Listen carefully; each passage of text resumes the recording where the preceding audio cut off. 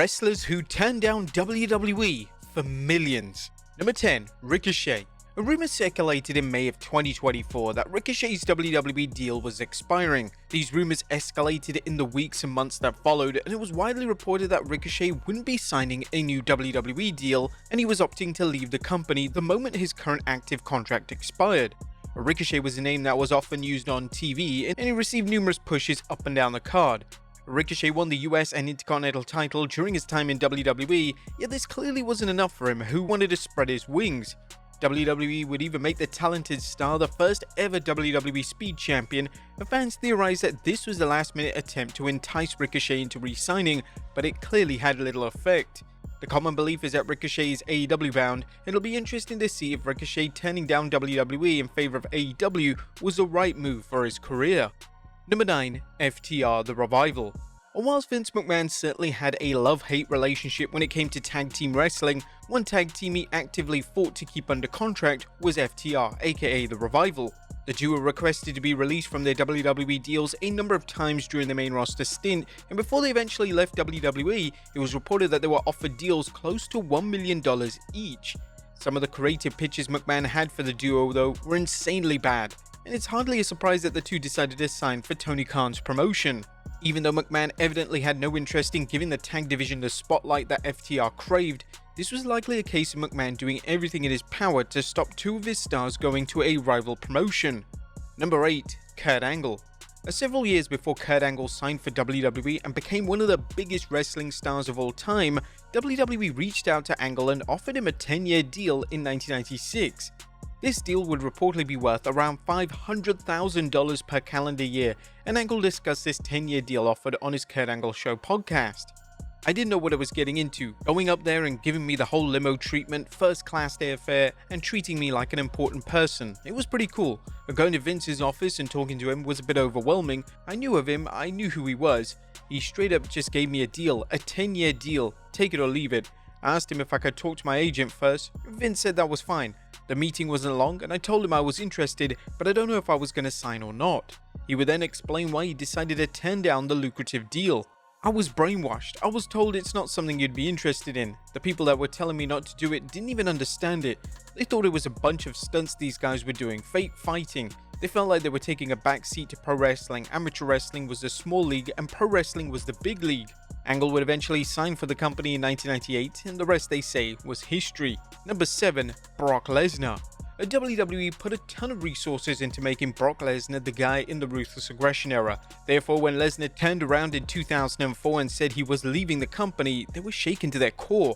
WWE would try to convince Lesnar to stay, and this convincing was mainly done in monetary terms, as the rumors state that Lesnar was offered contracts worth up to $45 million. For Lesnar, it wasn't about the money, as he had simply had enough of the WWE lifestyle, and it was negatively impacting his physical and mental health. Lesnar would commit to leaving the WWE following WrestleMania 20, and Lesnar would appear on WWE programming again until the year 2012, where he would be handed one of the most prosperous contracts in WWE history. Number 6. The Young Bucks.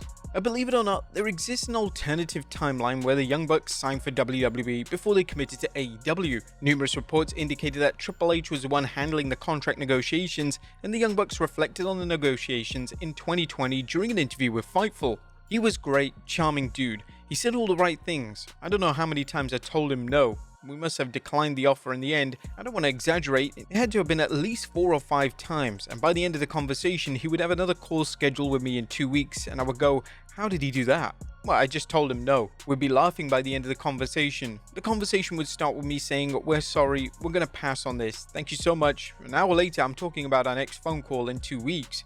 It's often been speculated on how the Young Bucks would have been used in WWE, and due to their executive positions in AEW, it's unlikely that the duo ever have a run in WWE. Number 5. Kenny Omega.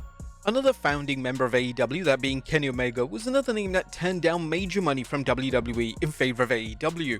Omega's WWE contract negotiations were reportedly in 2019, and fans were excited at the possibility of seeing Omega in WWE. Kenny in WWE would have been a breath of fresh air, and it was no doubt a factor that his close friends, the Young Bucks, rejected WWE and sought alternative employment. Omega has close friendships with numerous names in WWE, and out of all the members of the Elite, Omega seems like the most likely to have a run in WWE before he calls it a day in his in-ring career. Number 4. Stone Cold Steve Austin.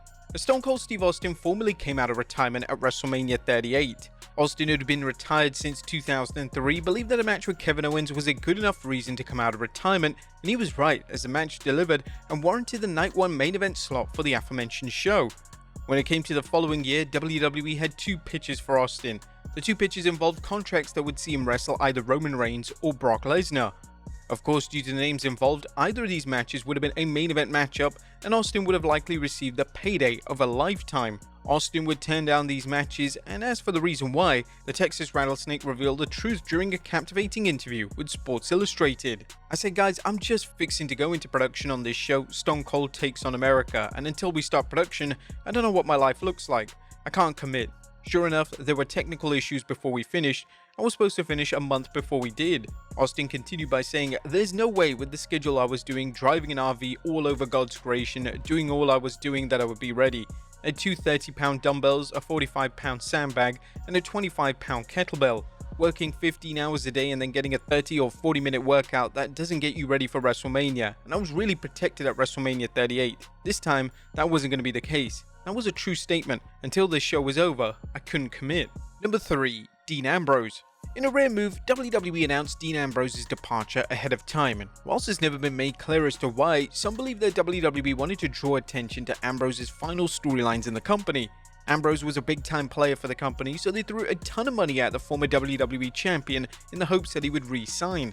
Ambrose was reportedly offered a 5-year deal worth $1 million a year, yet Ambrose had enough of the WWE system, and not even a $1 billion contract would have likely convinced him to stay another 5 years in the company that was causing him so many negative feelings.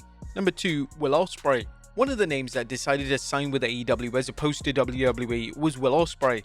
WWE will make a formal offer for Ospreay, but it was AEW where Ospreay ended up, and one of the key reasons for this was down to money. AEW would make a better offer than WWE for Ospreay, and Tony Khan evidently had his heart set on bringing Ospreay into the mix, as he had been presented as arguably their biggest star since his TV debut. Ospreay would address the reports that WWE offered him significantly less than AEW during an interview with Talk Is Jericho, and Ospreay confirmed the credence of the reports. Yeah, of course, but it was night and day.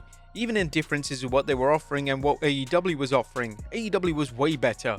The scheduling, everything about AEW was completely the right option for me. It was always, you can go be a superstar in WWE and famous, but it's not as good a pay and it's not as kind of a schedule. I respect everyone there doing it, but it's not for me.